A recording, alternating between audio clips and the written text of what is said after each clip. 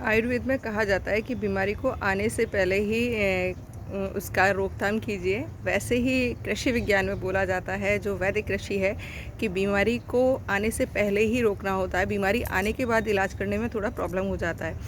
और अगर आप मेरे वीडियोस रेगुलर देख रहे हैं तो मैं शेयर करती रहती हूँ आपके साथ में कि किस किस टाइम पर क्या क्या ध्यान रखना है, जिससे कि आपके यहाँ जो पौधे हैं वो हेल्दी रह सकें और जो चीज़ आप मेहनत करके उगा रहे हैं उसके रिज़ल्ट्स पॉजिटिव आ सकें।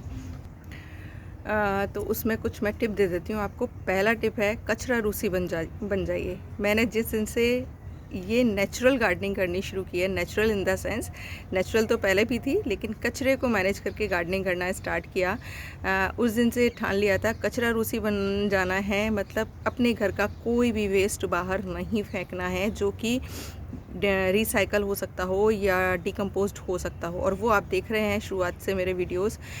सेकंड थिंग, बाहर का कचरा भी आप घर में ला सकते हैं, लाइक वेजिटेबल। अगर आपके पास बहुत ज़्यादा ज़मीन है, बहुत बड़ा टेरेस है जिस पर आप हज़ारों की संख्या में पौधे उगा सकते हैं, तो आप वेजिटेबल वेंडर्स से उनका कचरा ले आइए। गन्ने के जूस वाले से गन्ने का छिलका ले आइए। मूंगफली जहाँ पर छीनी जाती है, मूंगफली का छिलका ले आइए।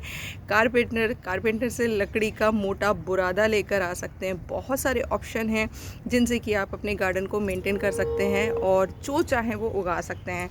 देखिए, शुरुआत में तो मैं नहीं बोलती थी, लेकिन अभी मैं ये चीज़ मैं बोल सकती हूँ थोड़ा सा दावे के साथ में। विदाउट NPK, DAP, यूरिया और जो भी इतनी सारी खादों के नाम लिए जाते हैं, उनके बगैर आप गार्डनिंग कर सकते हैं।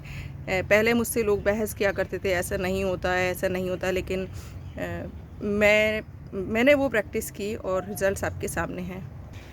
दूसरी चीज़ है कि आप अपनी मिट्टी को जीवित कर लीजिए। मिट्टी जीवित बहुत आसान है करना। आप जहाँ से भी मिट्टी लेकर आ रहे हैं तो वो मैंने आपके साथ शेयर किया है। कोशिश करिए पेड़ों के नीचे की मिट्टी लेकर आएँ।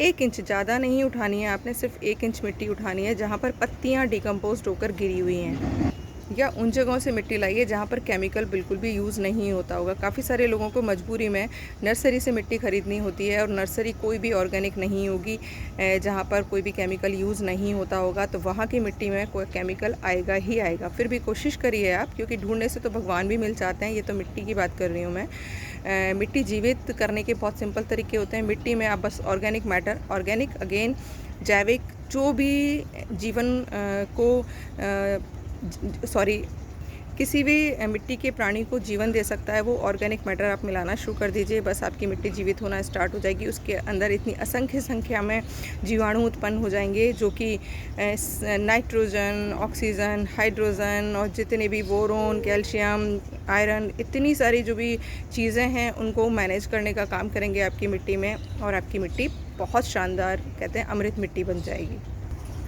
तीसरा है कि आपको थोड़ा सा एक्टिव होना पड़ेगा। ऋतु के अनुसार आपको चीज़ें लगानी पड़ेगी। जैसे जैसे मौसम चेंज होता है उसके अकॉर्डिंग आपको कीट पतंगों का ध्यान रखना पड़ेगा, और जो भी नेचुरल हम स्प्रे करने के लिए पेस्टिसाइड या इंसेक्टिसाइड बनाते हैं उनका स्प्रे करना पड़ेगा। इसमें भी 2 ऑप्शन है। एक तो आप बिल्कुल नेचुरल तरीके से गार्डनिंग करिए कि मुझे तो कुछ स्प्रे करना ही नहीं है, तो देखिए प्रकृति अपने आप मैनेज कर देगी। एक कीट को खाने के लिए दूसरा कीट भेज देगी, लेकिन उससे क्या थोड़ा सा नुकसान ज़्यादा हो जाता है। हम लोग बहुत ही छोटी जगह पर गार्डनिंग कर रहे होते हैं, हमारे पास खेत तो है नहीं, तो हम ये रिस्क ले नहीं सकते हैं, क्योंकि हम छोटी छोटी जगहों में जो इतनी मेहनत कर रहे हैं तो फिर हमें कुछ खाने को ही नहीं मिलेगा, तो थोड़ी प्रॉब्लम हो जाएगी। तो आप मित्र कीटों को अट्रैक्ट करिए, और शत्रु कीटों को हटाने के लिए मैंने आपके साथ बहुत सारी रेमेडीज शेयर की हैं।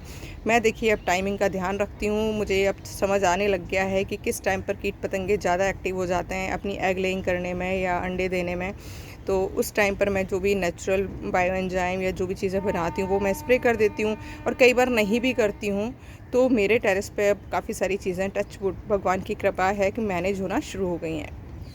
नेक्स्ट है कि आप बायोडाइवर्सिटी अपना मेंटेन करिए। टेरेस में या बालकनी में आप सब तरीके के पौधे लगाइए, अलग अलग वैरायटी के, जिससे कि कोई भी इंसेक्ट अगर अटैक करता है तो वो एक ही पौधे को खाएगा, सारे पौधों को नहीं खाएगा। तो आपके एक ही पौधा ख़राब होगा और सारे पौधे ख़राब नहीं होंगे। और कोशिश करिए, फिर से कह रही हूँ, थोड़ा थोड़ा अपना जो भी खाना आप खाते हैं उसको उगाने की। उसमें ग्रीन वेजिटेबल्स हो सकता है, उसमें लीफ, ये इस तरीके के पौधे हो सकते हैं, लाइक तेज पत्ता हो गया, दालचीनी हो गया, या बहुत सारी चीज़ें। अब तो आप अगर मेरे वीडियोस देखते हैं तो समझ आ ही गया होगा कि क्या क्या पौधे हम उगा उगा सकते हैं। नीम, कड़ी पत्ता हो गया, सहजन हो गया, एलोवेरा हो गया, लेमन ग्रास हो गया, अपराजिता हो गया, जिनके काफ़ी सारे और भी पौधे हैं। आपको मैं लिस्ट आपने देखी रखी होगी मेरे पौधों की। तो इनके हम पत्ते, फूल, फल सब चीज़ खा सकते हैं।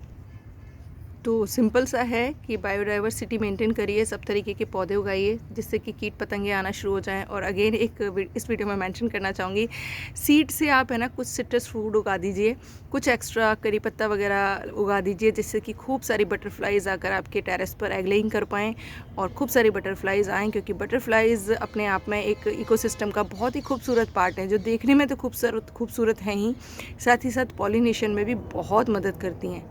और अगेन एक और पॉइंट कि जितना आप देशी वैरायटी उगाएंगे, नेटिव वैराइटीज़ उगाएंगे, उतनी ही आपको कम मेहनत करनी पड़ेगी और उनके बेनिफिट्स भी बहुत ज़्यादा होंगे। उन पर पेस्ट अटैक बहुत ना के बराबर होंगे और हेल्थ के लिए बेनिफिट्स तो होते ही होते हैं, जो जैसे कि आपके साथ मैं शेयर करती रहती हूँ।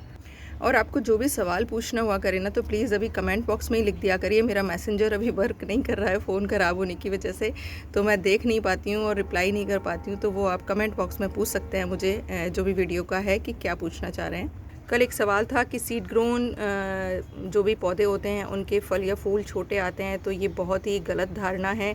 मेरे टेरेस पर 95% पौधे जो हैं सीड ग्रोन या कटिंग से लगे हुए हैं और आप देख पाते हैं उनके रिज़ल्ट्स कितने शानदार आते हैं। तो आई होप जो मैसेज देना चाह रही थी क्लियर हो गया होगा।